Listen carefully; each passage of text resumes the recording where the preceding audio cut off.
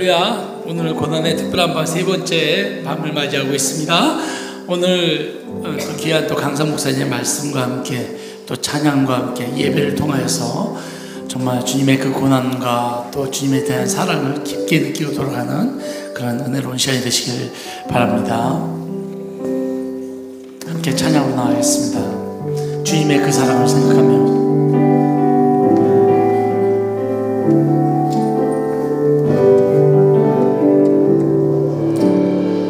아버지 사랑 내가 노래해 아버지 은혜 아버지 은혜 내가 노래해 그 사랑 변함없으신 거짓없으신 성실하신 그 사랑 걷지 않으신 꺼져가는 등불 끄지 않는 아멘. 그 사랑 변함없으신 거짓없으신 성실하신 그 사랑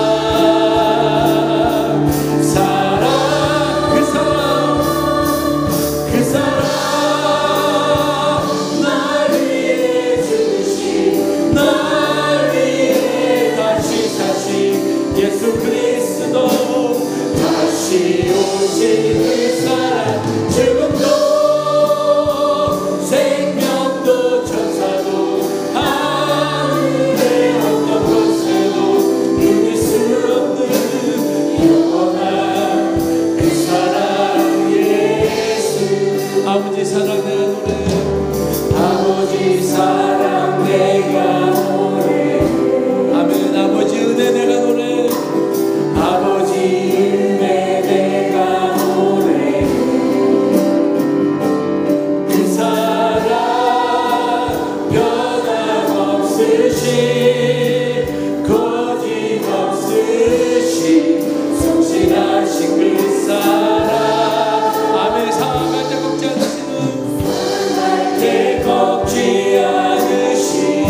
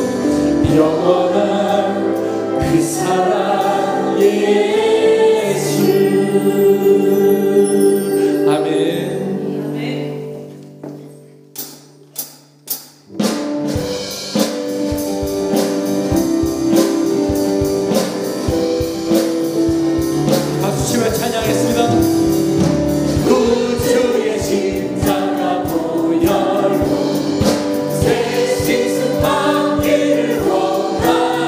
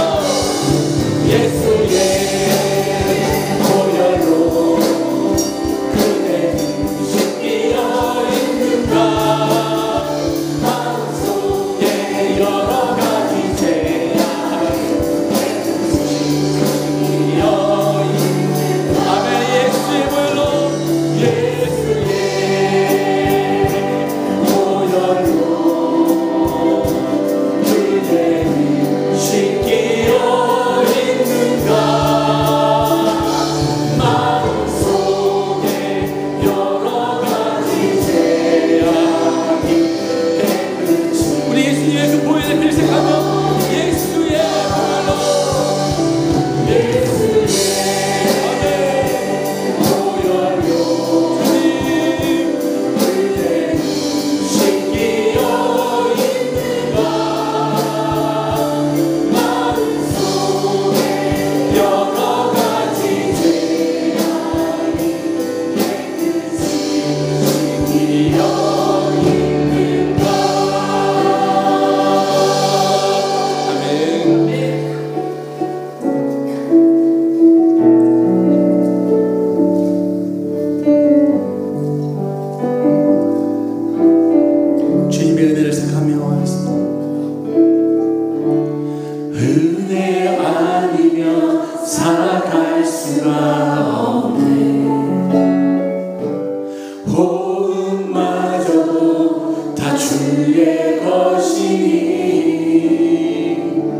세상 평안과 위로 내었어도 예수 오직 예수뿐이네.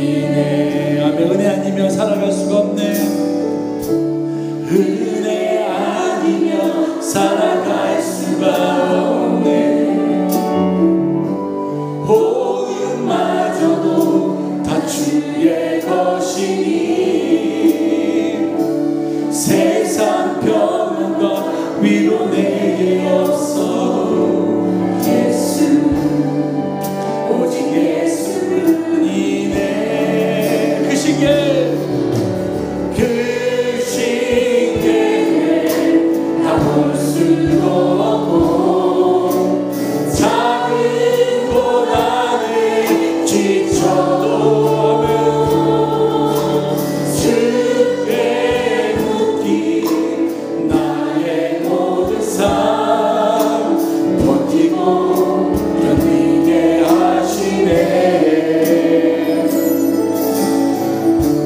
은혜 아니면 살아갈 수가 나의 모든 것 다 주께 맡기니 참된 평안과 위로 내게 주신 주 예수 오직 예수뿐이네. 은혜 아니면 살아갈 수 없네. 은혜 아니면 살아갈 수가 없네.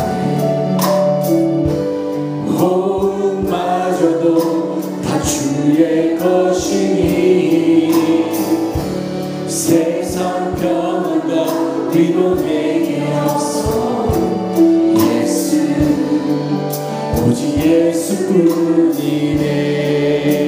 그 시기에 다 볼 수도 없고 작은 고난에 지쳐도 주께 묻기 나의 모든 삶 버티고 견디게 하시네. 은혜 아니면 살아갈 수가 나의 모든 것 다 주께 맡기니 참된 평안과 위로 내게 주신 예수 오직 예수. 아멘. 우리 주님의 그 보혈의 피를 생각하며 은혜 아니면 살 수 없네. 은혜 아니면 살아갈 수가 없네. 너의 모든 것 다 주의 것이니 참된 평안과 위로 내게 주신 주 예수 오직 예수뿐이네. 은혜 아니면 살아갈 수 없네. 은혜 아니면 살아갈 수가 없네. 호흡마저도 호흡마저도 다 주의 것이니 세상 평안과 세상 평안과 위로 내게 없어 예수 예수뿐이네. 그 신께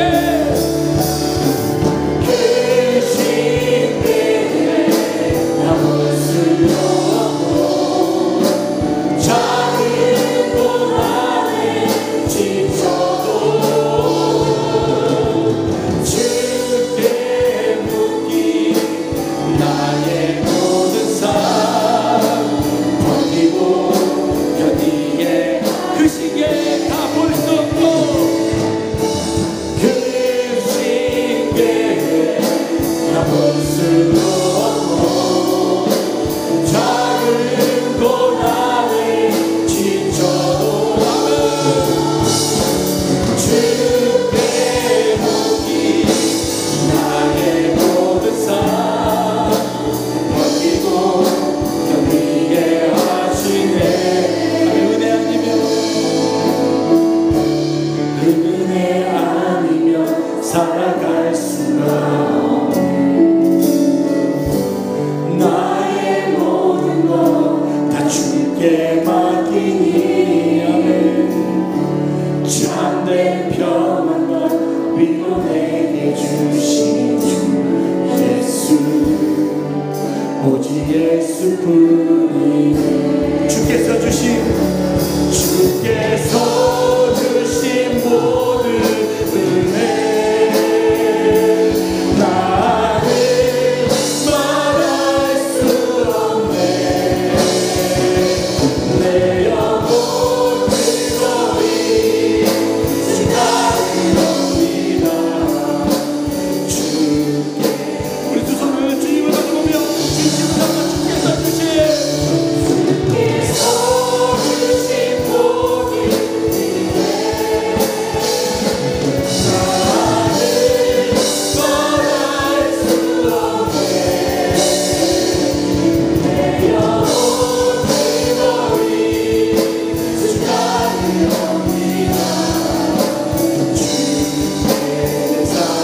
다시 한번 우리 제가 변신하는 마음으로 주께서 주신 주께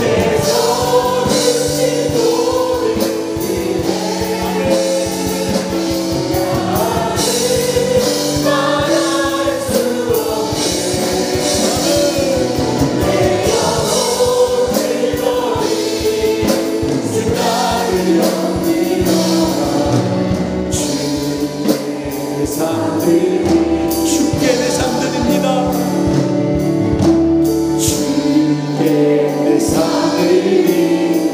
주께 내 삶 드립니다.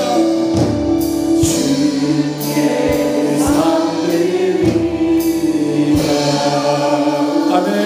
우리 시간 함께 기도하기 원합니다.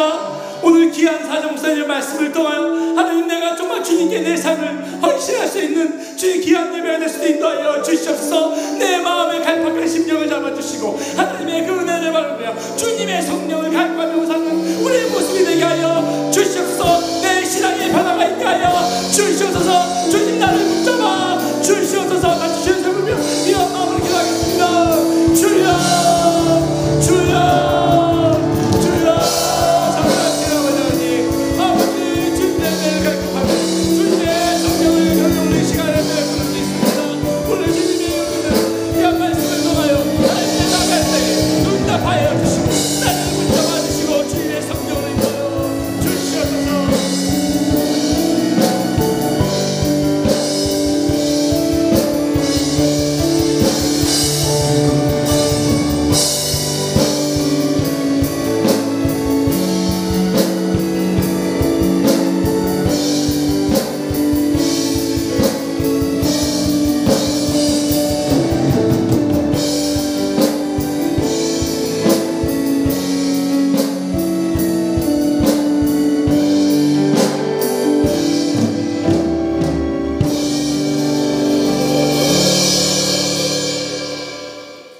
우리를 구원하시려 독생자까지 내어주신 사랑의 하나님, 예수님은 우리의 모든 죄를 짊어지시고 고난당하심으로 우리에게 참 생명과 평화를 주셨습니다.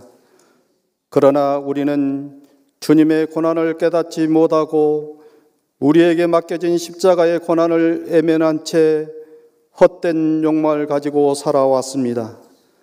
이 시간 우리의 모든 죄를 주님께 아뢰오니 용서하여 주시옵소서.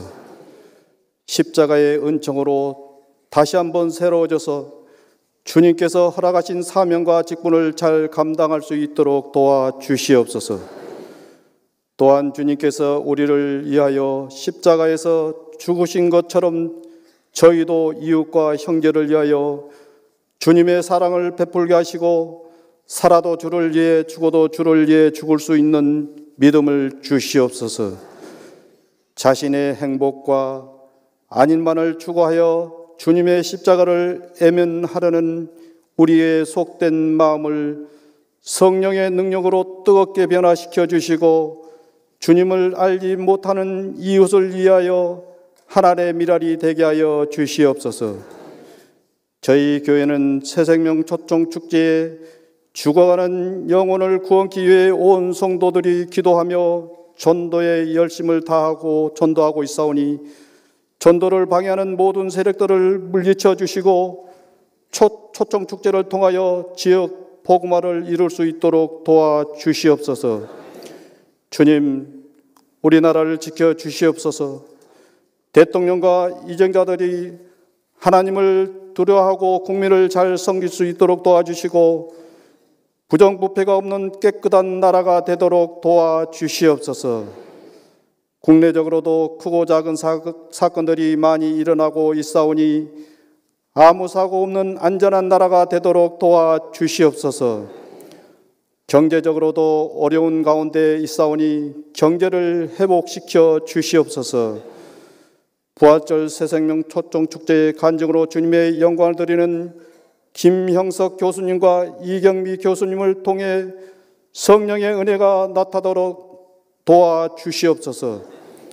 특별히 새로 나온 분들과 온 성도들에게 부활절 당일 말씀을 증거하시는 김의식 임 목사님께 말씀의 권능과 능력을 주시고 성령의 크신 역사가 일어나도록 도와주시옵소서. 행사를 준비하는 모든 분들에게도 건강과 능력을 주셔서 순조롭게 진행될 수 있도록 도와주시옵소서. 이 시간 고난의 아주 특별한 밤에 생명의 말씀을 전하실 대구 은성교회 오세훈 목사님을 성령께서 친히 붙드셔서 권세 있는 말씀으로 고난의 특별한 밤에 저희 온 심령을 새롭게 채워 주시옵소서. 이 시간 찬양으로 주님의 영광을 높이는 살룸 찬양단과 글로리아 몸 찬양단과 아가페 찬양대의 찬양을 통해 주님 영광 받으시고 보고 듣는 우리에게 은혜가 충만케 하여 주시옵소서. 우리를 위해 고난 받으신 예수님의 이름으로 기도드립니다. 아멘.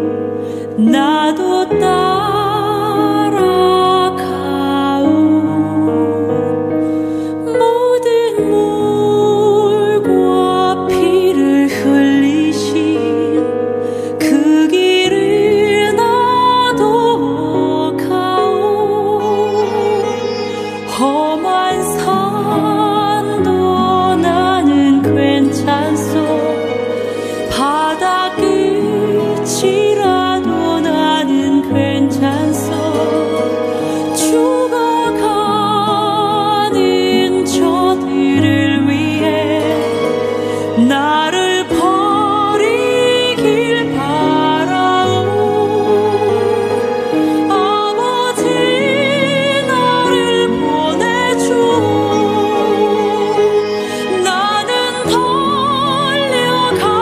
달려가겠소.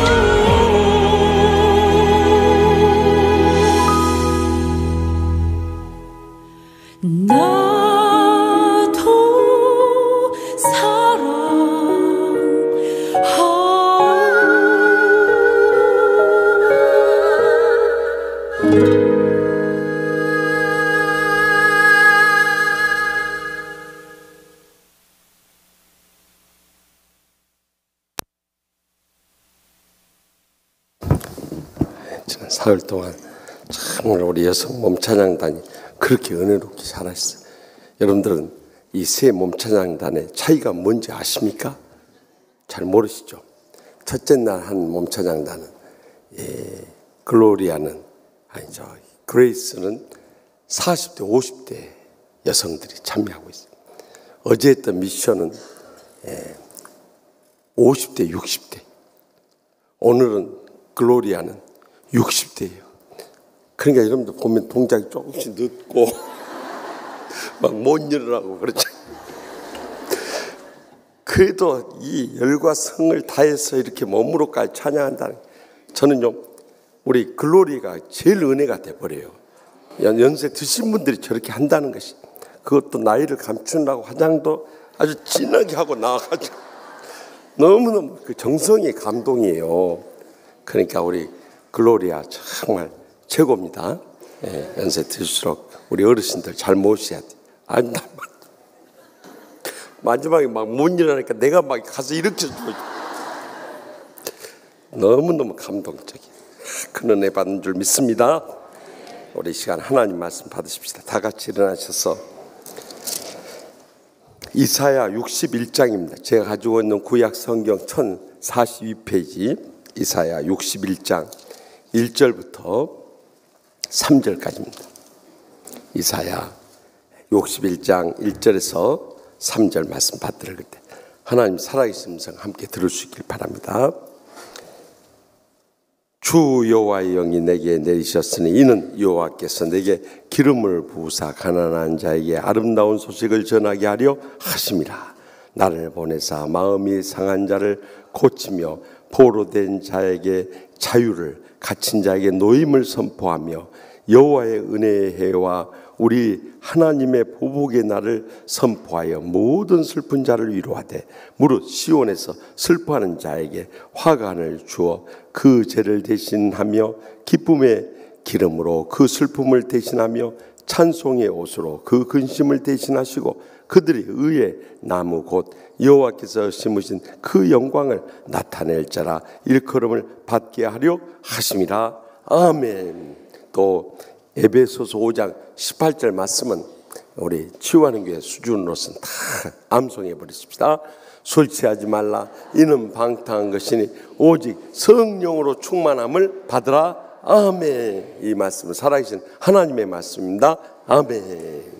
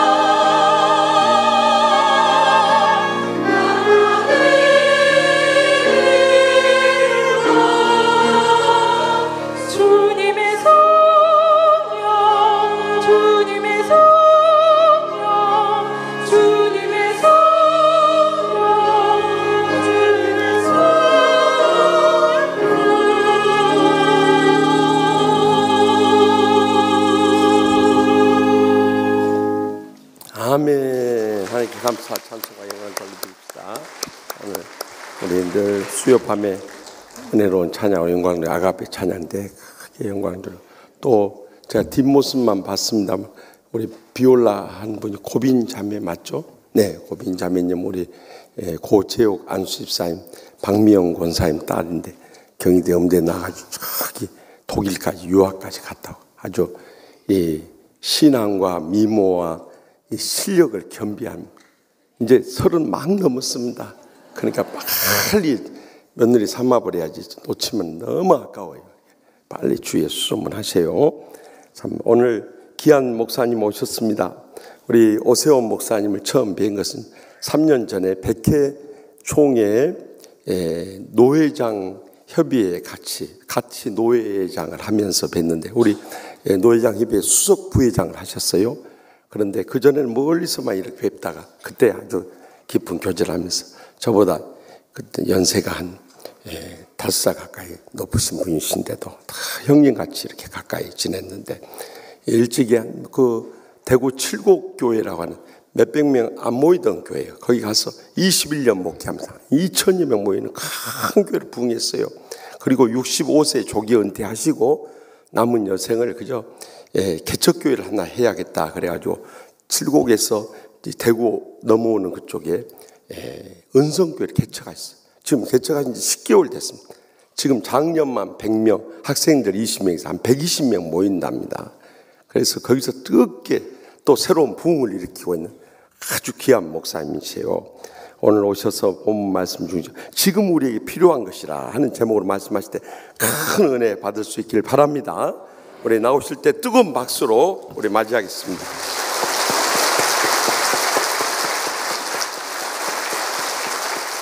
오늘 금식까지 하고 있어요. 금식까지. 은혜 많이 하여튼 시간 된 데까지 부흥이 하는 심정 은혜 많이 받으세요.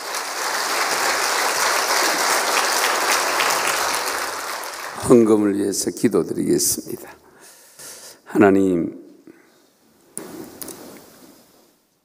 하나님께서 이곳에 치유하는 교회를 50년 전에 세우시고 귀한 주의 종들을 통해서 하나님 나라를 확장시켜 나올 수 있도록 은혜 주신 것 감사합니다.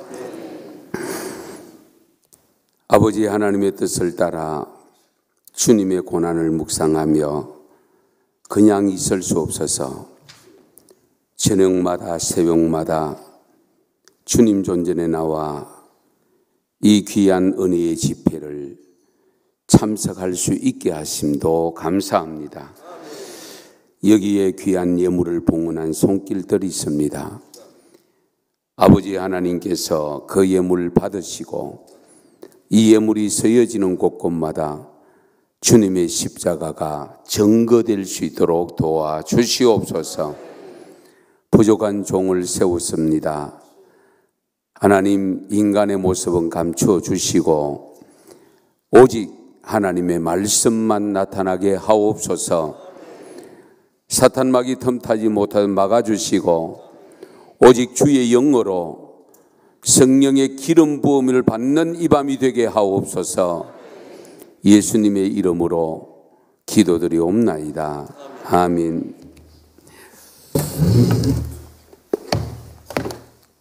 할렐루야. 네. 참 이렇게 귀한 우리 목사님 큰 목회를 하는데 이 부족한 사람을 세워주셔서 감사를 드리고요.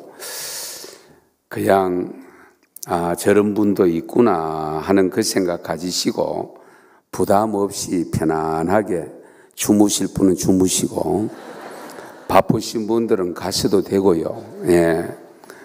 하나님이 주시는 은혜대로 이 말씀 받는 시간 되시기를 바랍니다. 어느 시골에 할머니 한 분이 계셨는데 공주병에 걸린 할머니예요. 이 공주병에 걸린 할머니가 외출을 갔었어.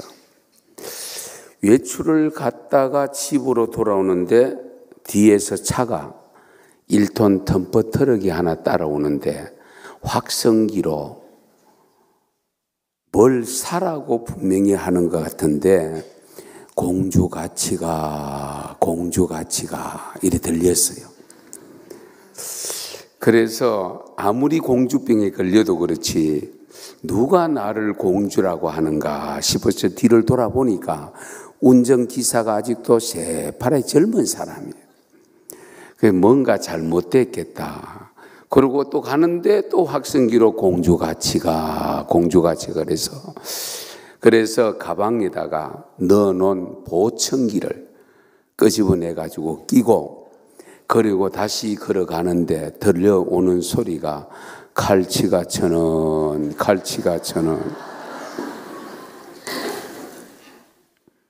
제가 왜 이 이야기를 서두에 말씀드린 거니까 같은 말이라도 전혀 다르게 들릴 수 있다는 것.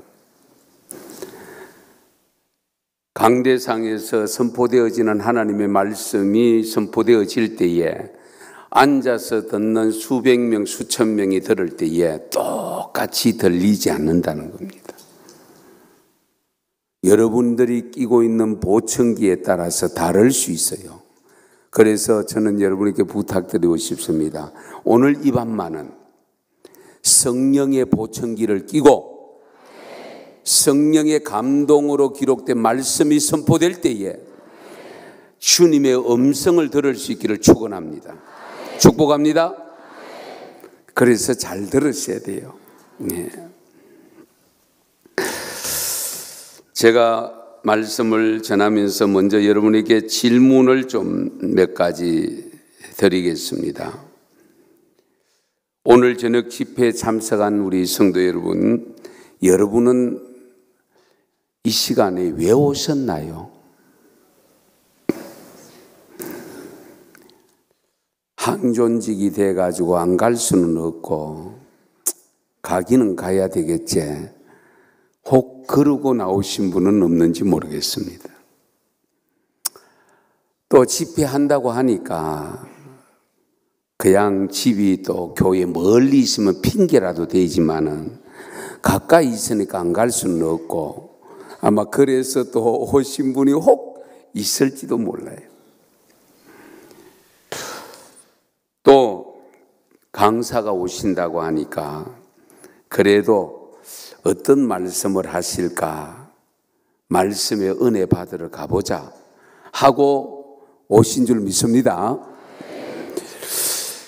그런데 여러분에게 지금 필요한 것이 무엇인지 한번 묻고 싶습니다. 오늘 말씀의 제목이 현재 지금 우리에게 필요한 것이 무엇인가 하는 질문을 던졌습니다. 여러분에게는 무엇이 필요합니까? 아무것도 필요치 않습니까? 혹시 어떤 분에게는 직장이 필요할 수도 있습니다. 결혼 정년기에 맞은 젊은 청년들에게는 배우자가 결혼이 필요할 수도 있습니다. 결혼한 가정에 자녀가 없으면 자녀가 필요할 수도 있습니다. 이 모양 저 모양으로 나름대로 여러분들이 필요로 한 것이 분명히 있을 겁니다. 육신의 질병에 걸려있는 분들은 치유되기를 원할 겁니다. 자, 필요한 것이 없는데 혹시라도 오신 분 계십니까? 아니면 이런 집회를 통해서 기왕 은혜 받고 우리 하나님을 보다 더 잘 섬기기 위해서 오셨습니까? 한 가지 질문을 더 던질게요. 여러분들이 일상생활을 할 때에 만나는 수많은 사람들에게서 크리스찬과 넌 크리스찬을 구분할 수 있습니까? 저분은 예수 믿는 분이구나, 저분은 불신자구나 하는 것이 구분이 가능합니까? 사실은 불가능합니다. 왜? 헤어스타일 동일하지요. 뭐 입은 옷 다른 것이 아니잖아요. 살고 있는 집이 다른 것도 아니고 직장이 다른 것도 아니고 정말 구분하기 힘듭니다. 같이 교회를 다니고 있어도 우리 치유하는 교회쯤 되면 1부, 2부, 3부, 4부 각각 드리는 부가 다르기 때문에 여기에 수십 년을 다녀도 한 번도 마주치지 않는 분이 있을 수 있습니다. 그런 측면에서 우리가 무엇을 보고 크리스찬이다, 예수 믿는 사람이다, 이것이 구분이 가능한가? 사실은 우리가 하나님을 믿는 사람으로서 살아갈 때에 여러분들이 크리스찬과 넌 크리스찬을 온전히 구분할 수 있는 유일한 길이 뭐냐? 교회 다니는 거 아닙니다. 거짓으로 얼마든지 다닐 수가 있습니다. 안 믿어도 그냥 한번 와보러 올 수도 있습니다. 진정 참된 크리스찬과 넌 크리스찬의 구분은 무엇으로 하느냐? 결론적으로 말씀드리면 성령으로 합니다. 고린도전서 2장 10절에서 13절 말씀 혹시 자막에 뜰 수 있으면 띄워주시면 고맙겠는데요. 우리 한번 같이 한번 읽어보실까요? 시작.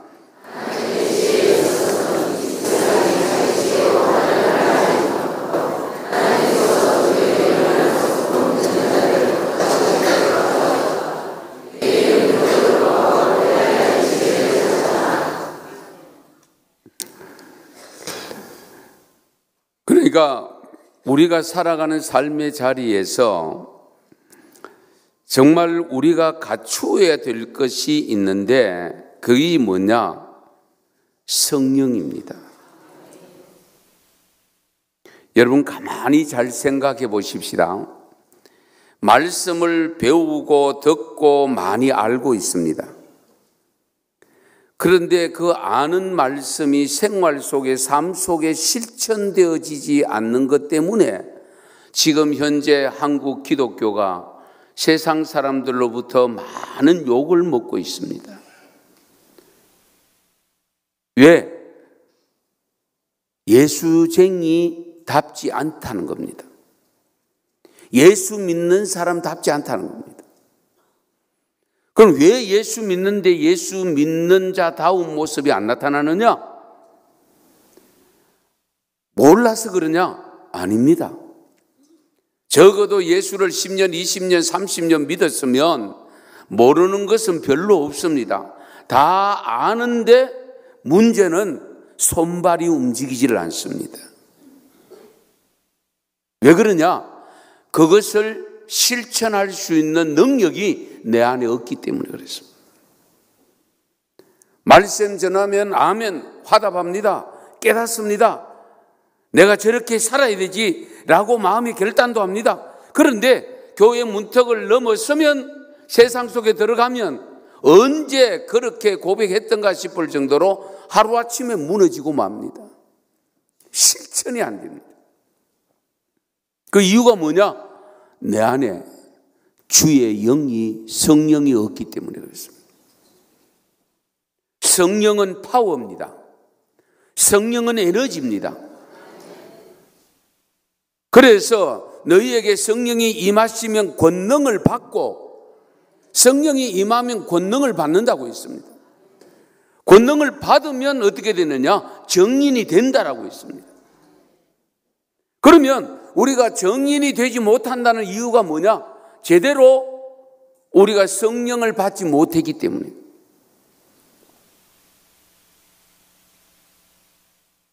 오늘 이 밤에 기왕 나오신 것, 지금까지도 성령 안에서 우리 치유하는 교회는 제가 알기로는 어쨌든 우리 목사님을 통해서 성령의 강한 역사가 일어나는 교회인 줄 믿습니다. 그럼에도 불구하고 한 번 더 확인하는 그런 좋은 시간이 될 수 있기를 축원합니다. 저는 이 성령 부분에 대해서 말씀했는데요. 왜 우리에게 지금 성령이 필요하냐? 경제적 어려움에서 경제적으로 빨리 회복되는 것도 필요합니다. 그래서 젊은이들이 직장을 쉽게 구할 수 있는 그런 사회 구성이 되는 것 중요합니다.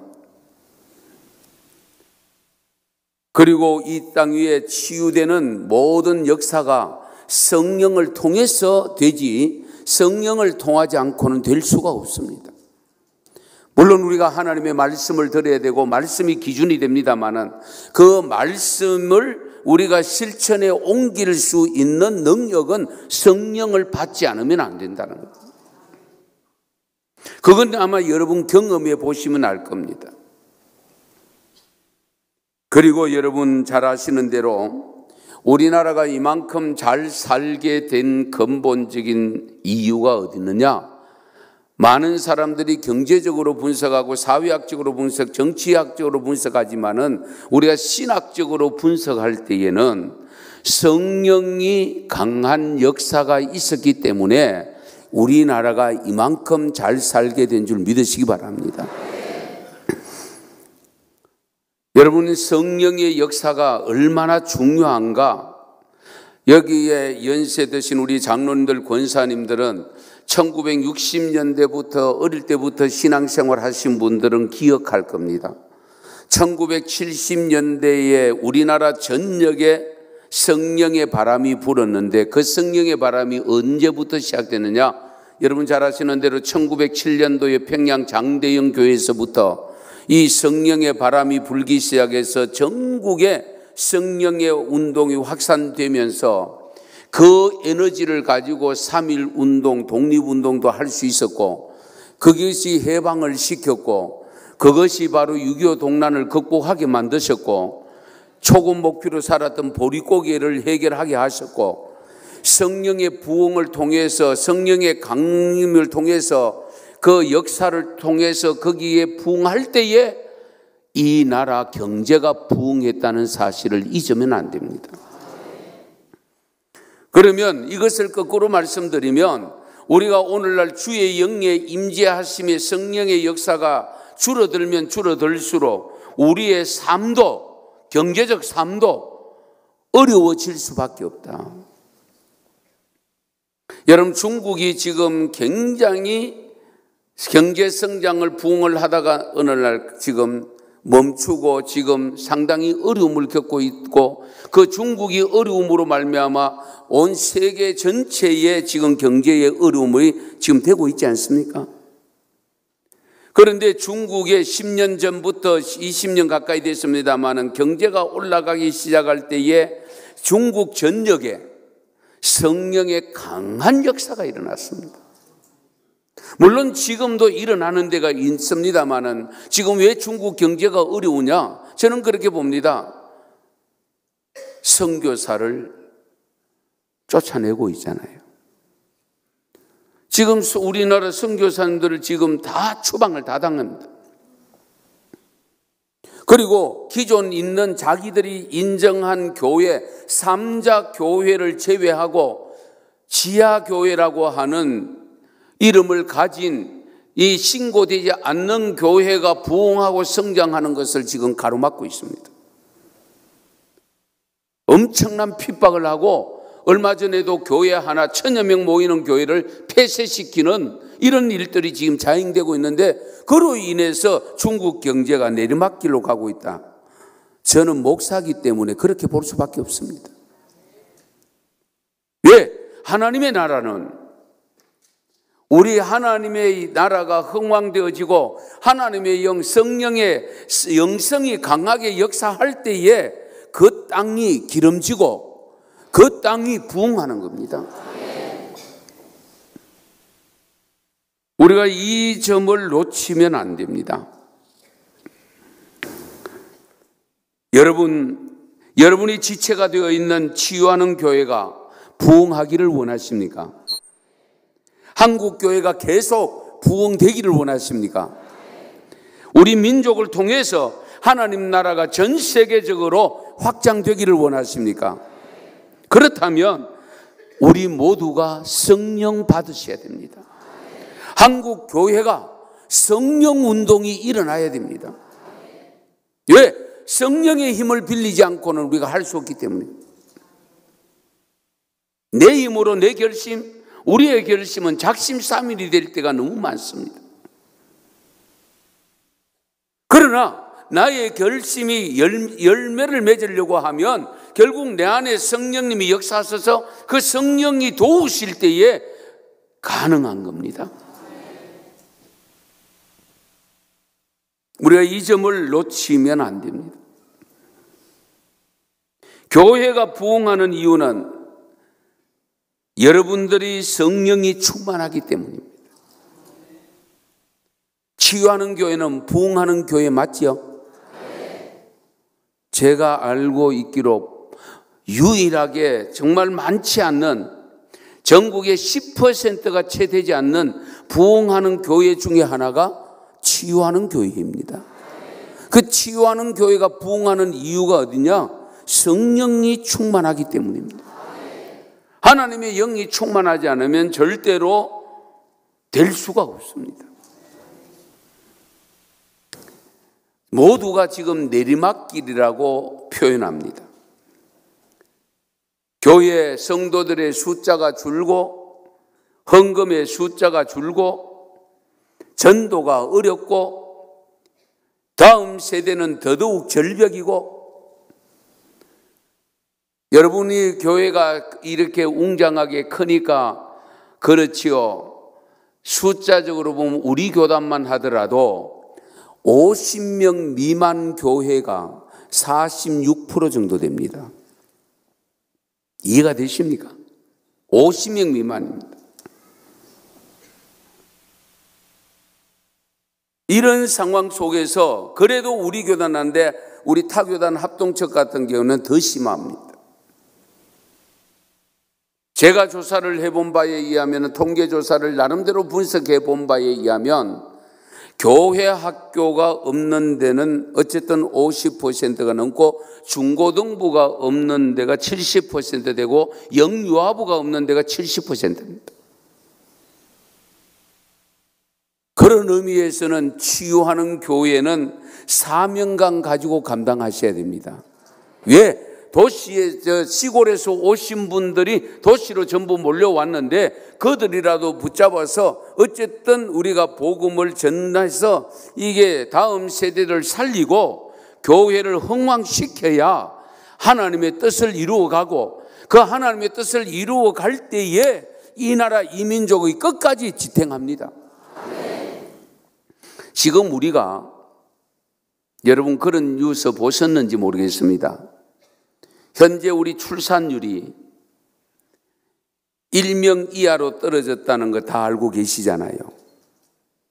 저는 그래서 교회만이라도, 교회 다니는 우리 성도들만이라도 제발 귀한 가정의 자녀들 좀 둘, 셋이 꼭 낳았으면 좋겠다.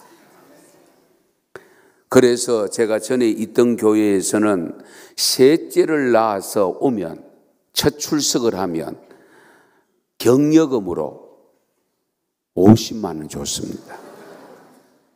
경력금으로. 예. 넷째를 낳으면 100만 원 준다고 해서, 그런데 셋 낳은 가정이 꽤 많아요. 그런데 지금 수원의 모 교회, 이름 밝히지 않겠습니다만은 지금 그렇게 하는지 모르겠는데 넷째인가 낳으면 대학까지 시켜준다고 했습니다. 치유하는 교회도 좀 잘 하십시오. 예. 그냥 낳아라. 못 키운다고 안 낳잖아요. 예. 지금 문제가 심각한 이유가 1.1명일 때, 출산 1.1명일 때에 외국의 전문가가 조사한 겁니다. 1.1명일 때에 전 세계에서 지금 제일 빨리 없어진 나라가 대한민국. 그 연도가 2305년입니다. 이건 시뮬레이션으로 해서 2305년이 1.1명이 됐을 때에 5만 명 조금 더 남는다고 나왔습니다. 그래도 심각하지 않습니까? 우리 심각하게 받아들여야 됩니다. 그런데다가 지금 1명 이하로 떨어졌습니다. 거의 1.1명일 때입니다. 그러면 우리가 망하는 속도, 나라 없어지는 연도가 더 빨라질 수밖에 없잖아요. 앞으로 250년이 지나면 나라가 없어질 수도 있습니다. 이 상태로 가면. 아이고, 내가 없을 때에 뭐 상관 있나? 뭐 나라 없어지든지 말든지. 내가 천국 가가 있으니까 괜찮다. 뭐. 이런 생각을 혹 가질지 모르겠습니다만, 그러면 안 되죠. 적어도 주님 오시는 날까지는 이 나라를 지탱하고 이 교회가 지탱되어지고 하나님 나라 확장하는데 쓰임받아야 되지 않겠습니까? 그러기 위해서는 우리 모두가 바로 성령이 충만해야 됩니다. 우리나라가 60년대를 거쳐서 80년대 중반까지 교회마다 성령의 강한 역사가 일어났는데요. 제가 오늘 성령 인도하시는 대로 하겠습니다. 이 부흥회가 아니고 한 시간을 주셔가지고 하려고 하니까 욕심은 많고 할 거는 많고 그러다 보니까 가는데요. 네. 어쨌든 제가 말씀 잘 새겨서 들으시기 바랍니다. 왜 제가 성령을 강조하느냐 하면 우리나라 전국의 기독교 신자율이 2015년도 통계 발표된 이하면은 960만 명으로 19.8%입니다. 그 가운데 시군구별로 했을 때에 30%가 넘는 데가 7개 시군이 있습니다. 신안군, 강화도, 과천, 익산, 김제, 군산, 그리고 하나가 울릉도입니다. 30%가 넘는데. 그러면 기독교 신자율이 이렇게 다른 지역보다 높은 이유가 있는가? 면면히 살펴보면 그 지역에는 순교자가 있다는 사실입니다. 순교자를 배출한 곳에는 반드시 기독교 신자율이 훨씬 높다는 점. 신안군에 누가 있죠? 신안군에는 정도라는 섬이 있잖아요. 거기에 전도사님 아시죠? 누구죠? 문중경 전도사님이 순교한 지역입니다. 그 울릉도는 왜 그렇게 높으냐? 제가 울릉도 출신입니다. 잘 들으세요. 울릉도가 높은 이유가 1944년도에 지금 선교 110주년이 됐습니다. 1909년도에 여기에 메서인 성경을 파고하는 팔러 다니던 메서인 중에 한 분 감리교 신자가 울릉도에 들어가서 복음을 전했고, 그 당시에 호주 선교사 맥켄지 선교사가 부산으로 들어왔다가 부산에서 배를 타고 며칠씩 걸려서 울릉도에 8번 왕래를 했습니다. 그 사모님이 임신을 해서 울릉도 섬에서 찍은 사진이 있습니다.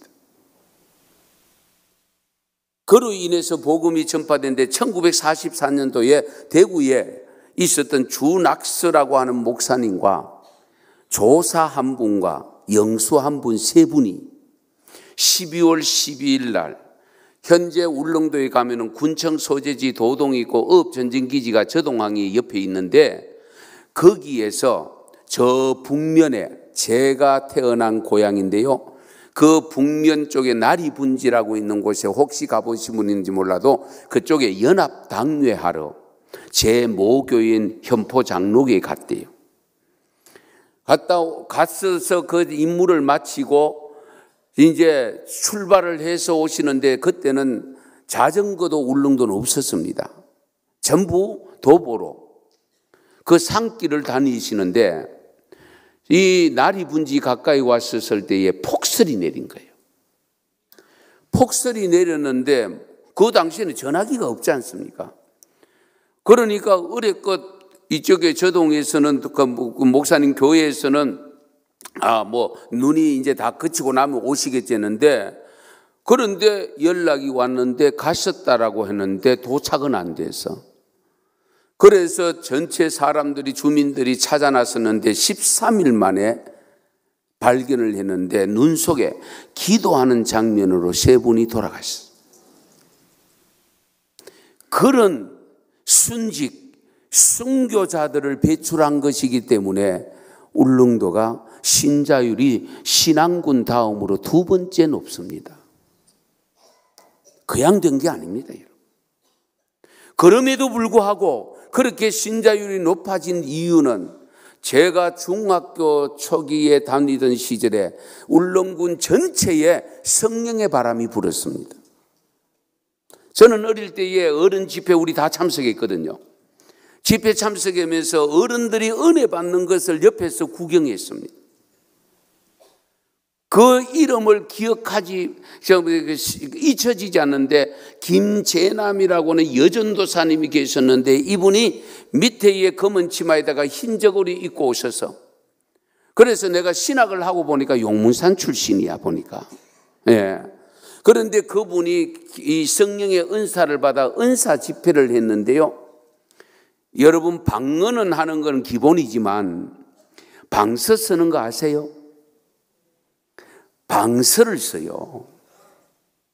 이분이 영어를 배운 적이 없는데 방서를 쓰는데, 방언을 하면서 글을 쓰는데 영어를 쓰고 있어요. 그리고 어떤 때는 일본어를 쓰고 있어요. 아멘 좀 하이소. 아이고 참. 예. 한 번도 경험이 안 돼서 그렇죠. 예. 아니 정말 저는 어릴 때 그걸 보고 잊혀지지를 않습니다. 제가 받은 게 아니에요. 그리고 귀신이 쫓겨나가는데 바로 저희 앞집에 옆에 있던 집에 아주머니가 처음으로 전도받아 부흥에 오셨는데 은혜를 받았는데 귀신이 쫓겨났는데 그 집에 제사가 11번이었어요. 1년에 제사가 11번이니까 귀신이 얼마나 많겠어요. 그런데 그 귀신이 삼고 있던 그 귀신이 성령의 이름으로 쫓겨나가는데요. 제가 옆에서 보고 너무 신기해가지고 완전히 죽어버렸어. 우리가 볼 땐 죽은 거예요. 그런데도 거기에 강사 전도사님께서 가만두라고. 그런데 가만두니까 진짜 늦게 이렇게 부지시하고 깨어나셨는데 그때부터 그 집안이 예수 다 믿었어요. 이게 뭐냐? 성령의 역사입니다. 네. 이런 성령의 역사가 그분이 한 교회에 와서 집회를 하고 은혜를 끼치니까 한 2, 3년 사이에 울릉도에 있는 교회들이 전체가 다 초청을 해서 성령의 바람이 불어가요. 저희 외갓집에 좀 잘 살아가지고 담배 가게를 했는데 담배 가게를 다른 집에 넘겨버렸어. 울릉도는 눈이 많이 와요, 겨울에. 눈이 많이 오기 때문에 눈 오면 할 일이 없으니까 모여가 뭐 했냐? 화투놀이 한 거예요. 에? 화투놀이. 예. 그런데 은혜를 받으니까, 성령을 받으니까 화투놀이가 없어지더라고요. 할렐루야. 그러니까 지금 울릉도 섬이잖아요. 그러면 미신이 많잖아요. 오징어가 조금만 안 잡히면 어떻게 해요? 무당 불러다가 구슬하고 돼지머리 갖다 놓고 절하고 그런 사람들인데, 여러분들 전국에서 신자율이 2번째 높다, 31.7% 나왔다. 이게 그냥 된 게 아니고 성령 때문에 된 것입니다. 그러므로 저는 여러분 말씀드립니다. 이 나라가 이만큼 된 데는 평양 장대영 교회의 성령 운동으로부터 시작해서 우리가 70년대 80년대 초까지 기도원마다 차고 넘치는 역사를 통해서 성령의 강한 역사들이 일어났는데, 지금 현재 이런 일들이 일어나는 데가 있습니까? 치유하는 교회 외에는 없어요. 잘 들으셔야 됩니다. 하나님은 분명히 말씀하잖아요. 누가복음 2장에 보면 우리 예수님께서 제자들에게 말씀합니다. 성천하시기 직전에 뭐라고 말씀하셨냐? 너희가 내가 가면은 보혜사 영을 보내줄 텐데 그 보혜사 영이 이곳에 임하기 전에는 절대로 예루살렘 성, 이 성을 떠나지 말라. 왜? 떠나봐야 안 되거든요. 그것을 누가 증명해 주느냐? 베드로입니다, 여러분. 베드로 한번 보십시다. 잘 알지만은 베드로는 3년 동안 예수님과 동고동락한 사람입니다. 여러분, 정인이 될 때에 가장 먼저 갖춰야 될 조건이 뭡니까? 정인 되려고 하면. 가끔 보면 교통사고 나가 현수막 붙여놓은 거 보신 적 있죠? 목격자를 찾습니다. 목격한 사람이 정인이잖아요. 그렇잖아요? 누가 카드라크는 가지고는 안 되지. 내가 그 사람한테 들었습니다. 그거 가지고는 안 되지. 내가 봤습니다. 이래 돼야 되는 거잖아요. 자, 그러면 우리 예수님의 12제자들이 예수님과 3년 동안 동고동락하며 예수님이 하던 모든 이적들을 다 봤잖아요. 그보다 더 정확한 게 어디 있습니까? 거기다가 베드로는 얼마나 센스가 있고 이 순발력이 있어가지고 다른 제자들보다도 늘 앞서갔잖아요. 그래서 마태복음 16장에 보면은 어떻게 합니까? 예수님께서 묻잖아요. 야, 요즘 사람들이 나를 누구라 하더냐? 예, 들은 엘리야라고도 예레미야라고도 하기도 하고 뭐 선지자 중에 한 사람이라고 하대요. 그 다른 사람은 그렇다 치고 너희들은 나를 누구로 생각하느냐? 이게 굉장히 중요합니다. 다른 사람 누가 카더라 그거 중요한 것보다는 내가 누구로 믿느냐가 중요한 것 아닙니까? 내가 바로 믿어야 되거든요. 그때에 베드로가 잽싸게 대답하지 않습니까? 주는 그리스도시요 살아계신 하나님의 아들입니다. 그럴 때 예수님께서 극찬을 하잖아요. 바요나 시몬아, 니 참 대단하다. 대답 잘했다. 그러나 네가 한 것이 아니고 하늘에 계신 하나님께서 알려준 거야. 그랬던 그가 예수님께서 내가 예루살렘에 올라가면 이제 핍박을 받고 십자가에 못 박힐 것을 이야기했을 때에 베드로가 뭐라고 합니까? 절대로 그런 일 없습니다. 다른 사람은 몰라도 나는 절대로 그렇지 않습니다. 호언장담했습니다. 그때에 예수님께서 네가 오늘 밤 닭 울기 전에 3번 나를, 2번 울기 전에 3번 나를 부인하리라.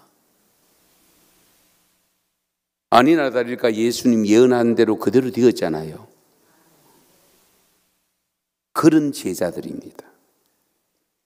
3년 동안 동고동락하며 나름대로 잘 먹고 잘 살았잖아요. 다른 사람 볼 수 없는 이적과 기적을 보면서 자랐잖아요. 그보다 더 정확한 목격자가 어디 있으며 그보다 더 정확한 정인의 사명을 감당할 사람 누가 있습니까? 그래도 부정하고 저주까지 하면서 부정했지 않습니까?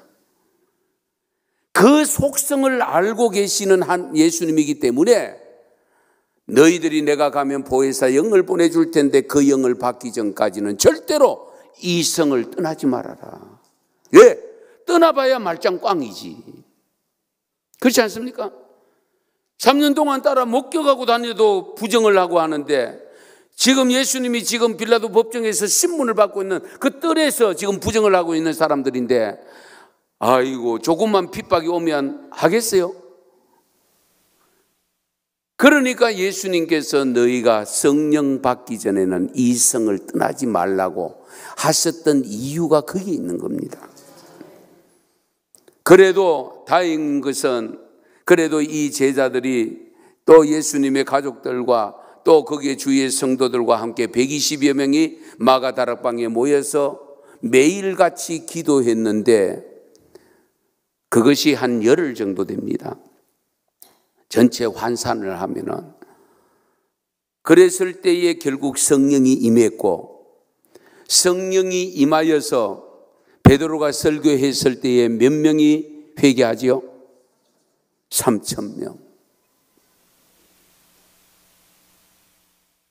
그래서 베드로가 설교를 하고 설교를 할 때 마음이 찔리는 사람들이 와서 형제여 우리가 무엇을 어찌할꼬?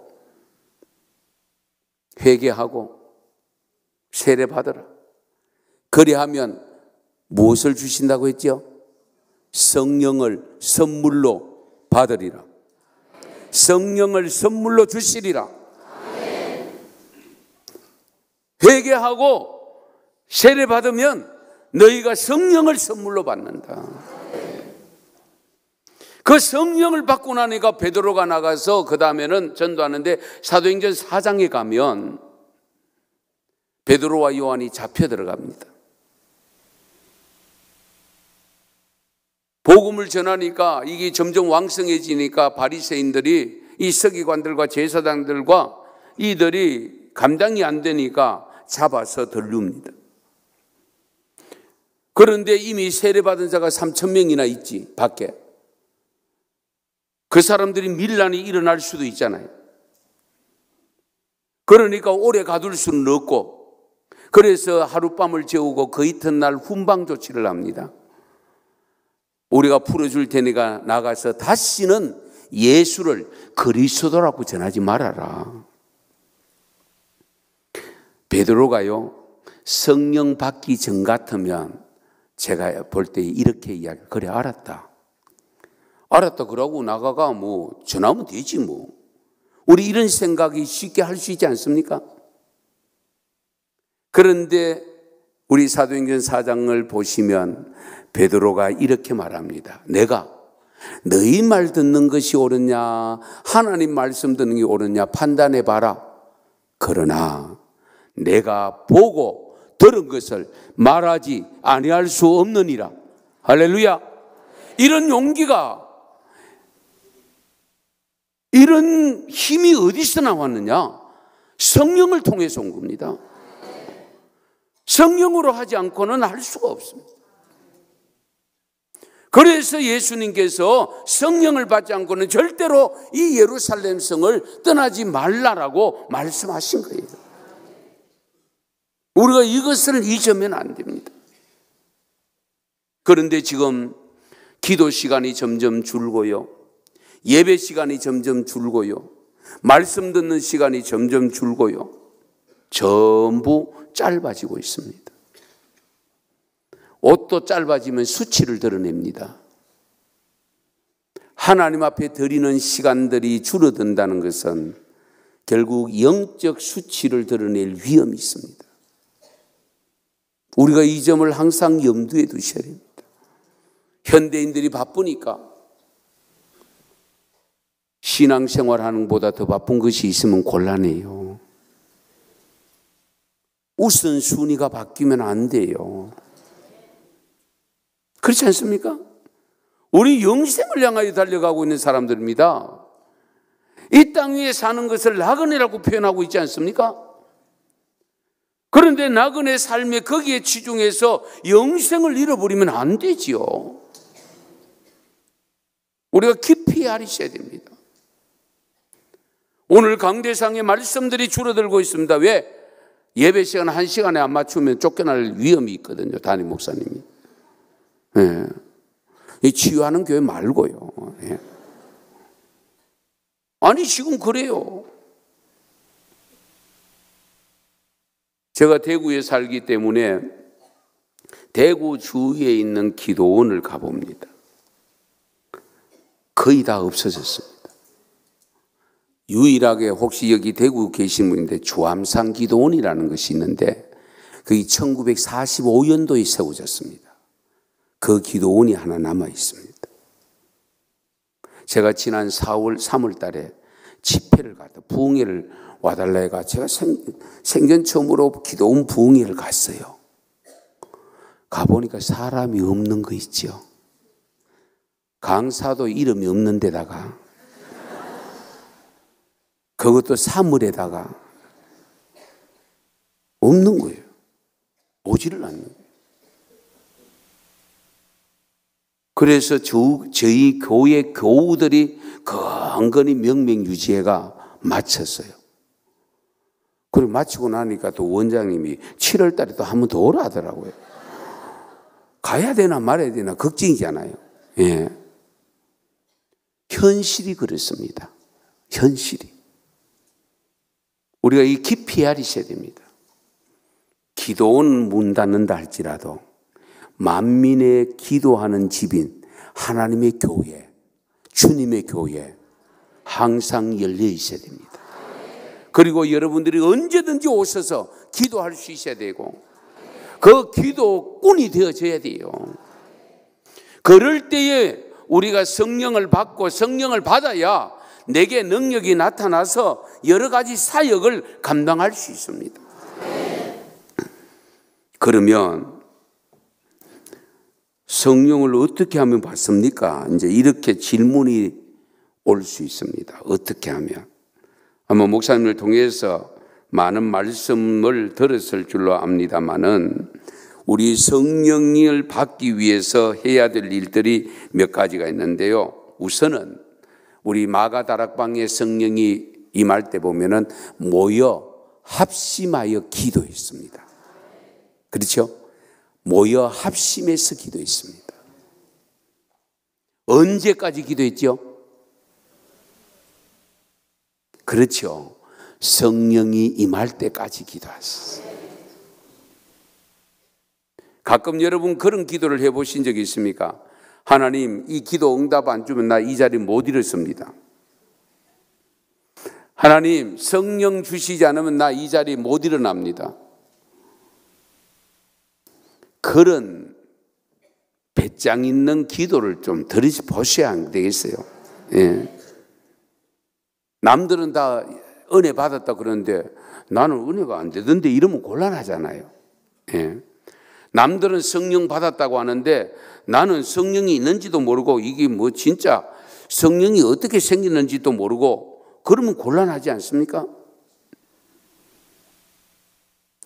어쨌든 모여서 합심하여 기도할 때에 성령이 임했다는 것을 항상 염두에 두셔야 됩니다. 그래서 교회 통성으로 기도하는 거, 여러분 그거 뭐 하나님 기먹었나 왜 소리는 그래 지르노? 그런 소리 제발 하지 마세요. 예. 하나님께서는 우리에게 말씀합니다. 부르짖어라. 그러면 내가 네게 응답한다. 크고 비밀한 일들까지도 보여주신다고 약속하지 않아요. 부르짖으라고 있습니다. 여러분 답답한데 부르짖지 않고 되겠습니까? 불이 났는데 저 불 났대 그러고 계시면 되겠어요? 불이야 불. 그래야 되지 않습니까? 내가 급한데 이 점을 항상 염두에 두셔야 됩니다. 그러니까 여러분들이 갈급한 심령이 있어야 돼요. 주님의 약속을 믿고 기도했거든요. 우리 주님께서 제자들에게 마가다락방명을 주시는 것이 아닙니다. 오늘 본문 말씀 속에서 우리 고린도후서도 마찬가지 아닙니까? 에베소서 5장 18절 마찬가지 아닙니까? 술 취하지 말라. 성령 충만을 받아라. 왜 성경에서 술을 취하지 말라 그러고 성령과 술과 대비를 했을까? 여러분 이해가 되십니까? 술에 취하면 나타나는 현상 몇 가지가 있습니다. 안 돼서 보신 분들은 제가 경험한 거 이야기할 테니까요. 제가 직접 체험한 거 아니고요. 저희 아버님이 체험한 거. 왜? 저희 아버님은요. 술을 드시는데 지고는 못 가도 드시고는 가는 어른입니다. 네. 이해가 되시죠? 그러던 어른이 잘 보세요. 그러던 어른이 제가 목사 안수 받는다고 할 때에 한갑이 넘었었어요. 하루아침에 술, 담배 다 끊어버렸어. 수십 년 동안 술, 담배 하신 어른인데 맏아들이 목사 안수 받으니까 걸림돌은 되지 않아야 되겠다. 아마 이 생각을 하신 것 같아. 그래가지고 그때 벌써 부산에 나와 계셨는데 동생이 전화가 왔어요. 형님, 아버지가 술 끊었다. 저는 안 믿어져가 월요일날 주일 지나고 월요일날 확인하러 갔지 않습니까? 아니 정말입니다. 그토록 술을 많이 드시느라고 담배 같은 거는 저희 외갓집에 가서 친정에 담배 가게 했다 했잖아요. 저희 어머님 보고 외상 담배 안 갔다 온다고 사오는 걸 봤거든, 제가 어릴 때. 그러던 어른이 하루아침에 술, 담배를 다 끊는다. 이건 이해가 안 되는 겁니다. 그런데 술 안 드시고 싶습니까? 안 드시고 싶대. 지금도 안 드십니다. 90이십니다. 정말 놀라운 일이잖아요. 그건 누가 했냐? 성령이 하신 거예요. 성령. 예. 이 성령이. 그래서 여러분 술에 취하면은 제일 먼저 기분이 좋아진다 그래요. 기분이 좋아지는데 술에 취하면 2차로 가는 곳이 있어. 어디 가죠? 노래방. 해본 분이 있네, 보니까. 노래방 가요. 잘 들으세요, 노래방. 그 다음에 저희 아버님의 경험을 보니까 옛날에 오징어 잡아가 돈도 없는데, 술 다 잡수고 돈이 없는데 꼭 술만 취하고 오시면 돈에 있는 호주머니를 가지라고 주더라고요. 호주머니 지갑이 열려요. 술이 취하니까. 여러분 술 많이 취하는 분들 가면 옛날에 기생집 있잖아요. 섹시집. 그런 데가 팁 다 주고 집에 살림살이는 아예 그들도 보이도 안 하고 그러잖아요. 그렇죠? 그러니까 술에 왜 우리 하나님께서 술 취하지 말라 이는 방탕한 것이니 성령의 충만함을 받으라고 했느냐. 성령 받으면 우선은 우리의 마음이 기뻐집니다. 그렇죠? 마음의 기쁨이 생겨요. 자, 마음의 기쁨이 생기다 보니까 자연스럽게 나오는 게 뭐냐? 설거지 하면서도 찬양하잖아요. 예? 찬양한다. 그렇죠? 찬양만 하느냐? 그 다음 주일에 갈 때는 하나님 앞에 지갑이 활짝 열려서, 예. 인색함이 사라져버려요. 인색함이 사라져요. 그게 성령 받은 증거입니다. 그러니까 술 취하는 것과 성령 취하는 것이, 성령 받는 것이 거의 동일한 겁니다. 그러니까 이 비유를 한 거예요. 그러나 술은 취하면 방탕한 거야. 그건 올바른 정신 가지고 한 게 아니야. 그러나 성령에 취해서 하는 것은 하나님의 영으로 한 것이기 때문에 하나님을 기쁘시게 한 것이에요. 하나님을 영화롭게 한 것이잖아요. 그것은 선한 일이잖아요. 그래서 술 취하지 말라 하는 것을 비유한 거예요. 그런데 이 성령의 충만을 받기 위해서 기도만 했느냐? 기도만 해서 되는 것이 아니고요. 회개할 때에 성령이 임합니다. 잘 들으세요. 우리가 회개가 되어질 때에도 성령이 역사하셔야 됩니다. 참된 회개는. 그냥 하나님 잘못했습니다. 지은 죄, 알고 지은 죄, 모르고 지은 죄, 이런 거 이렇게 뭉뚱그려가 보따리 한 보따리 사가지고 던지는 건 참된 회개가 아닙니다, 여러분. 참된 회개일수록 조목조목 하셔야 됩니다. 세밀하게 하셔야 됩니다. 그 회개가 되어질 때에 성령의 강한 역사가 일어납니다. 그때에 은사를 받게 되는 거죠. 마가다락방에 보면 성령이 임했을 때 제일 먼저 받았던 것은 방언의 은사입니다. 그리고 예언의 은사입니다. 그러다 보니까 베드로가 설교할 때 3,000명이나 회개하는 역사가 일어난 거죠. 예언의 은사가. 그리고 각종 여러 가지 은사들이 나타났죠. 그래서 우리가 회개하는 거 참 중요합니다. 사도행전 2장 37절 38절에 보면 그들이 이 말을 듣고 마음에 찔려 베드로와 다른 소들에게 물어 이르되 형제들아 우리가 어찌할까 하거늘 베드로가 이르되 너희가 회개하여 각각 예수 그리스도의 이름으로 세례를 받고 제사함을 받으라. 그리하면 성령을 선물로 받으리라. 그리고 사도행전 19장에도 보면 바울이 에베소 교회에 가서 어떤 제자들을 만났을 때에 바울이 이렇게 말한다. 너희가 믿을 때 세례 받았느냐? 성령 받았느냐? 그렇게 묻습니다. 믿을 때 성령 받았느냐? 우리는요, 세례는 받았는데 성령은 있는지도 모릅니다. 모른다 그러고 있습니다. 그럼 무슨 세례 받았냐? 요한의 세례 받았습니다. 요한의 세례. 그때에 바울이 그들에게 성령 받기를 기도했다라고 했습니다. 그래서 성령 받기를 위해서 기도하니까 성령이 그들에게 임해서 방언도 하고 예언도 했다라고 기록합니다. 그리고 성령은 설교 듣는 이 시간에도 임재할 수 있습니다.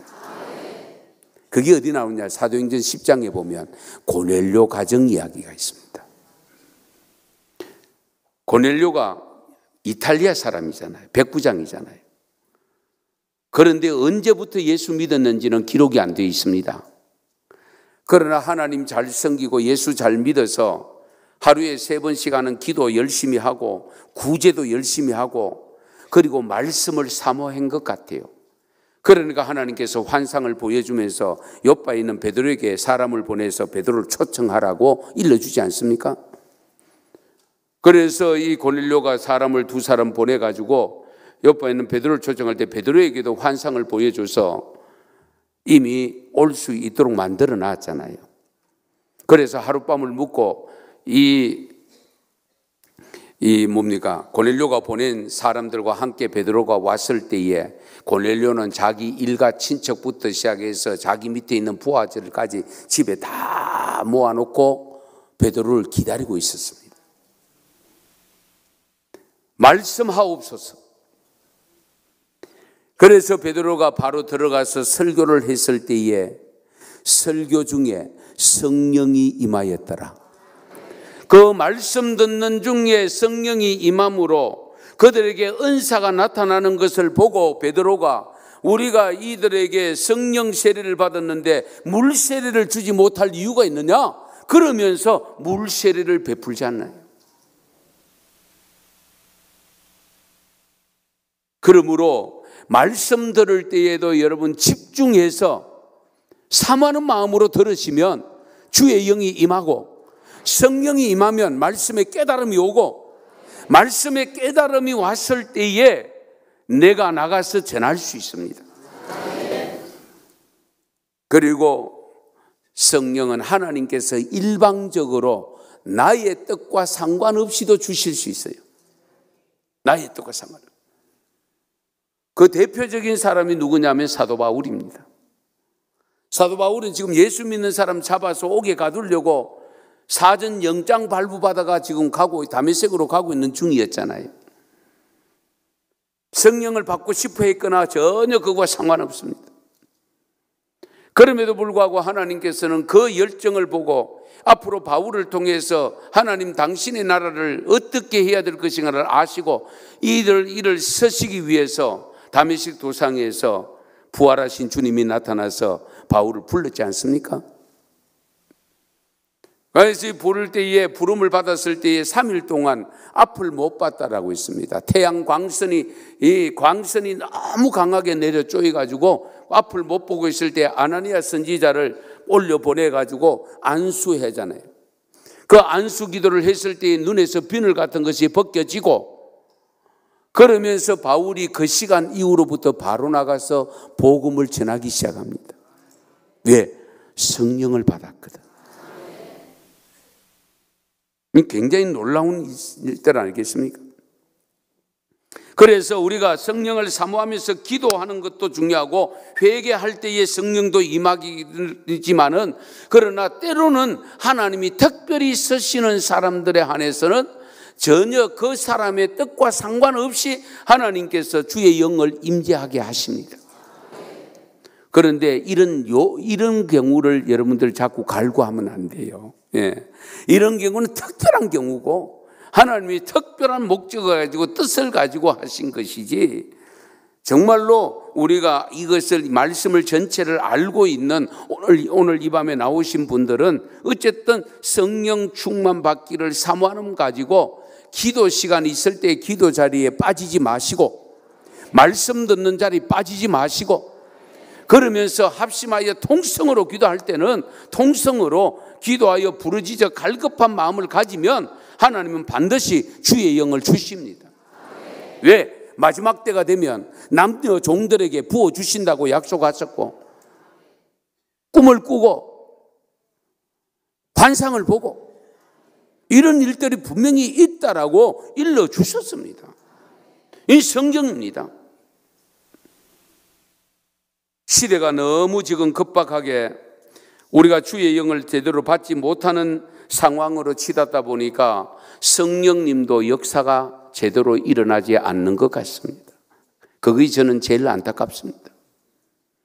우리나라 전체를 봐도 성령의 역사가 굉장히 약화되는데 우리나라만 약화된 것이지, 여러분 잘 들으세요. 지금 아프리카나 중국에도 10년, 제가 중국 선교 한 20년 전부터 했는데요, 놀라운 역사들이 일어납니다. 깜짝깜짝 놀랍니다. 제가 하나 더 말씀드릴게요.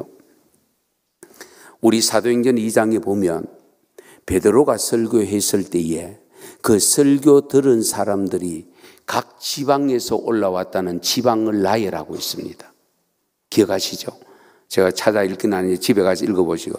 그 지역이 15개, 16개 지역입니다. 그런데 성경에 뭐라고 기록하느냐? 각 나라 말로 들렸더라. 쉽게 말씀드리면 제가 한국어를 하고 있는데 여러분들은 영어를 하고 독일을 하고 프랑스를 하고 스페인어를 하고 일본어를 하고 중국어를 하고 각 나라 자기들이 15개 각 언어가 다른데, 그런데 설교를 듣는 중에 자기 나라 말로 들렸다, 그 말씀입니다. 이해가 다 됐다. 여러분 믿음 좋으시네요. 아멘 하는 보니까. 저는 목사지만은요, 이게 어떻게 가능할까? 솔직히 한번 생각해 보세요. 한두 지역 같으면 그래도 또 이해가 되는데 15개, 16개 지역이 되는데 각 나라 말로 들렸더라. 그런데 10년 전에 제가 이걸 확인했습니다. 중국에 선교를 하는데 여러분 잘 아시는 장춘하고 남쪽에 심양하고 그 중간 사이에 반석시라고 하는 작은 중소도시가 있습니다. 20년 전에 그 중소도시 반석시의 외곽지 농촌 지역에 한족교회를 저희가 교회를 세웠습니다. 그 지원을 했습니다. 그 교회 이름이 유양교회입니다. 그런데 거기에 설교하는 집사님이 관해주라는 집사님이신데 조선말을 전혀 모릅니다. 이 중국 사람이니까. 그런데 이분이 정말로 성령이 충만한 분이라는 것을 제가 기도를 하시는데, 거기에 조선족 우리 그 전도사님이 통역을 하는데도, 그 통역하는 기도를 듣는데도 한국에서도 들어보기 힘든 그런 영적인 은사가 깊은 내용의 기도였습니다. 그런데 제가 10년 전에 한번 그 지역을 교회 세워놓은 교회를 둘러본다고 갔을 때에 제가 온다는 소리를 듣고 그 관해주 집사가 찾아왔어요. 찾아와서 고백을 하는데 거기가 만주 땅이거든요. 그런데 그 자기 동네에서 좀 떨어진 동네에 거기에 조선족 교회 집사가 한국에 돈 벌러 와버렸어. 설교하는 집사가. 그러다 보니까 이 조선족 교회 성도들이 한 20-30명 되는데 뿔뿔이 흩어졌대요. 그런 가운데 그 마을에 한족교회가 또 그 설교하는 집사가 자리를 비워서 저희 교회 유양교회 그 관해주 집사가 자기 유양교회에서 일부 예배를 드리고 그 교회에 예배 집례하러 갔어요. 그 교회 가서 예배를 집례하고 예배를 다 마치고 내려오니까 조선족 할머니 한 분이 이 관해주 집사님의 손을 딱 잡더니만은 집사님의 설교가 조선말로 들렸습니다. 할렐루야. 제가 그때 그 간증을 듣고 직접 제게 본인이 경험한 걸 직접 제게 와서 전달을 했으니까 그 조선족 할머니가 오래된 연세 많은 할머니다 보니까 중국말을 잘 못 알아듣는데 설교는 일상생활 언어는 되는데 그러다 보니까 간절히 사모하는 마음이 얼마나 있겠어요. 설교하는 집사가 한국 조선족 집사가 가버리고 돈 벌러 가버리고 없으니까. 그런데 예배 참석했는데 그 설교를 할 때에 그 중국어로 하는 그 설교가 조선말로 들렸다. 저는 그때의 경험하면서 무슨 생각을 했는 거예요? 하나님의 역사는 어제나 오늘이나 영원토록 동일하십니다. 주님 오실 때까지 동일하십니다. 다만 문제는 우리의 문제입니다. 내 믿음의 문제입니다. 우리의 믿음이 연약해져 문제지 하나님의 은사가 줄었거나 하나님의 능력이 줄었거나 그렇지 않잖아요. 우리가 이 점을 분명히 아셔야 됩니다. 그러면 왜 성령을 받아야 됩니까? 라고 묻는 분이 있어요. 성령을 왜 받아야 되는가? 안 받으면 안 됩니까? 안 받으면 안 됩니다. 왜 안 되느냐? 첫째는 성령이 내 안에 거하지 않으면 내가 하나님의 집이 될 수가 없습니다. 우리는 하나님의 성전이라고 표현하잖아요. 성전이 될 수가 없습니다. 하나님의 영이 내 안에 거하지 않으면 내가 크리스찬이 될 수가 없어요. 명목상 기독교인은 될 수 있을지 몰라도 참된 크리스찬은 될 수가 없어요. 성령이 있어야 되지. 여러분, 무슨 컵입니까? 예? 물컵인 줄 어떻게 아세요? 물컵 맞는지 한번 볼게요. 맞네요. 물이 드는 물컵이. 여기에 술 담으면 무슨 잔이 되죠? 술잔. 그릇은, 컵은 동일한 컵이라도 안에 내용물에 따라서 명칭이 바뀝니다. 이 점을 항상 염두에 두세요. 우리가 각기 다른 분들입니다. 얼굴이 다르고 여러 가지 삶의 방식도 모든 게 다릅니다. 하나 공통점이 있다면 한 분이신 성령을 모시고 사는 거, 그게 같은 거잖아요. 그분들이 모여서 지체가 되어서 이룬 것이 치유하는 교회 아닙니까? 그게 교회입니다. 그러므로 우리는 성령을 반드시 받으셔야 돼요. 그리고 성령을 받아야 능력을 행할 수 있는데 그 능력을 어떤 능력이 나타나는가가 오늘 이사야 61장 1절에서 3절 말씀인데요. 짧게 제가 말씀드릴게요. 첫째, 성령을 받으면 어떤 역사가 일어나느냐? 아름다운 소식을 전하고 선포하게 됩니다. 즉 쉽게 말씀드리면 전도하고 선교하게 됩니다.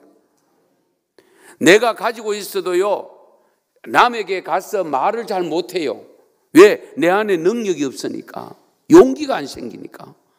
그러나 성령을 받으면 누구를 만나든지 자신 있게 전합니다. 아시겠어요?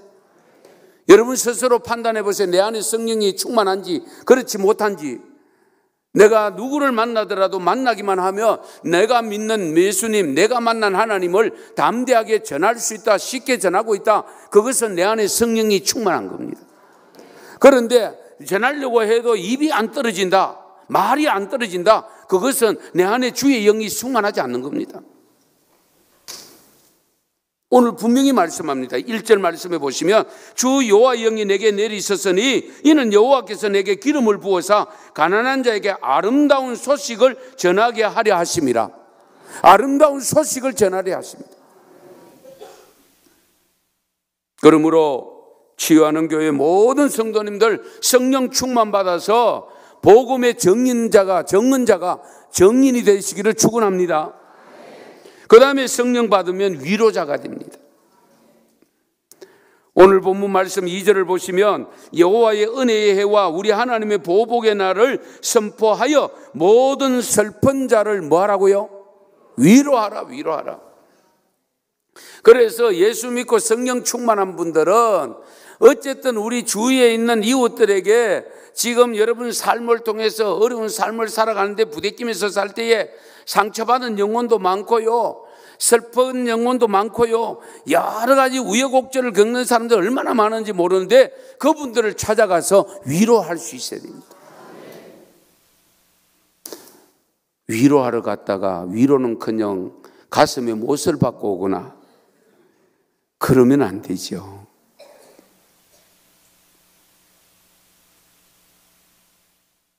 위로는 지친 사람들에게 새 힘을 주고요, 어두운 자에게 빛이 되고요, 잘못한 사람에게는 돌이킬 수 있는 기회가 됩니다. 정말 중요합니다.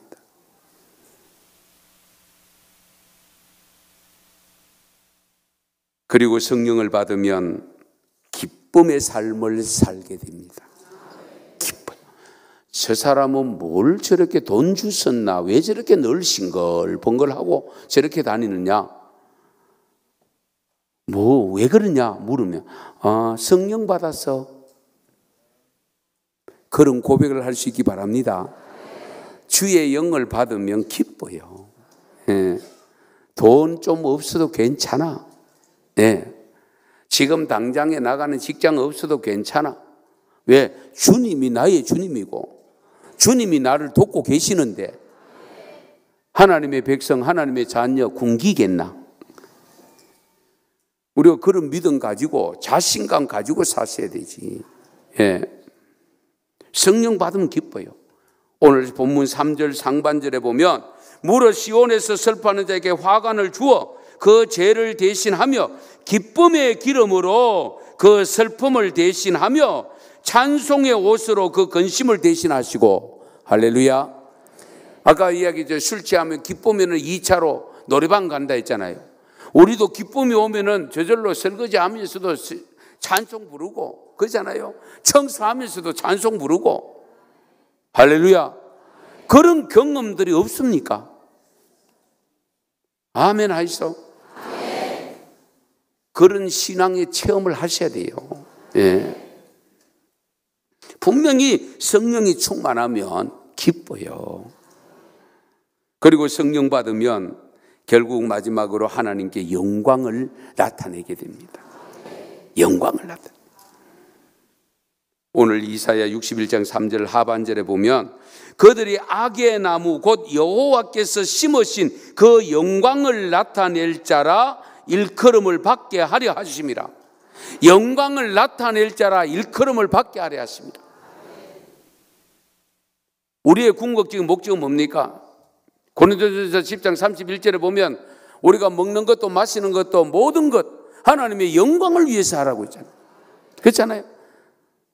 그러니까 우리가 직장을 다니든지 회사를 차려서 돈을 벌든지 궁극적인 목적은 하나님께 영광 돌리는 데 초점이 맞춰져야 돼요.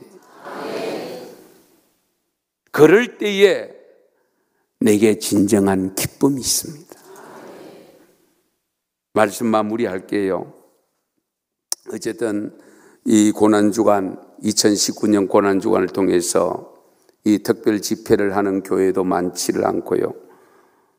극소수인 것 같은데 또 새벽 기도까지 하는 걸로 알고 있습니다만은 저희들도 새벽 기도는 합니다만은 이 저녁 기도에 여러분 쉬고 싶고 정말 내일 새벽을 깨우기 위해서 나오고 싶지 혹 아는 것에도 불구하고 그래도 이 말씀을 사모하면서 나오신 여러분들인 줄 믿습니다.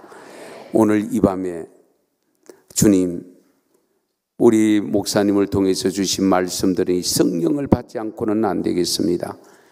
혹시 옛날에 받았던 경험이 있다 할지라도 지금 충만히 주시고 지금 충만한 모습 계속 유지할 수 있도록 해달라고 기도하셔서 주의 영 성령이 충만한 모습으로 살아갈 때에 십자가를 지고 갈 수 있습니다. 너희는 내게 올 때에 십자가를 지고 오라고 했잖아요. 벌써 두고 오라고 하지 않았거든요. 이 점을 기억하시면서 오늘 이 밤에 성령의 기름 부음 받는 역사가 일어나기를 축원합니다. 주님 3번 부르짖고 통성으로 기도할 텐데요. 다른 기도 처음에는 하지 마시고 주의 영 성령이 내게 오늘 이 시간에 임재하게 해달라고 아니면 옆 사람하고 같이 손을 잡고 기도하시고 성령 충만 받은 분하고 같이 손잡고 기도하면 성령이 같이 전달되기도 합니다. 그런 역사가 있도록 우리 성령, 우리 주님 3번 부르짖고 함께 통성으로 기도하시겠습니다. 주여! 주여! 주여! 아버지 주의 영으로 성령으로 임재하여 주시기를 원합니다. 임하여 주시기를 원합니다. 불같은 성령으로 임재하여 주시고 아버지 그양 왔다가 그양 돌아가는 문 없도록 도와주시기를 간절히 빌고 원합니다. 주님 축복해 주시기를 원합니다. 성령으로 역사하여 주시고 마가다락방에 역사하셨던 성령님, 갈멜산에 임재하셨던 성령님 아버지 붙잡아 주시기를 원합니다. 은혜 베풀어 주시기를 원합니다. 평양 장대영교회에 임재하셨던 아버지 성령님께서 임하여 주시기를 원합니다. 임하여 주시기를 원합니다. 임하여 주시기를 원합니다. 주의 영으로 역사하여 주시기를 간절히 빌고 원합니다. 주님 축복해 주시고 주님 사랑을 베풀어 주시기를 원합니다. 은혜 베풀어 주시기를 원합니다. 주의 뜻이 나타나기를 원합니다. 할렐루야. 역사하여 주시옵소서. 할렐루야. 하나님의 신뢰가 나와서 올라오는 사랑을 함께 하죠. 성령의 충만함으로 하나님의 나중에 영광의 생활을 이루게 하시고 성령의 나와서만 세대에 이르게 와서서 있도록 할렐루야. 하나님의 신뢰가 이르게 와서서 할렐루야. 하나님의 이르게 와주시죠. 미션 하나님이여 하나님은 방탕한 것이니 오직 성령의 충만함을 받으라. 이 세상을 이기고 나를 이기는 십자가 못 받고 세상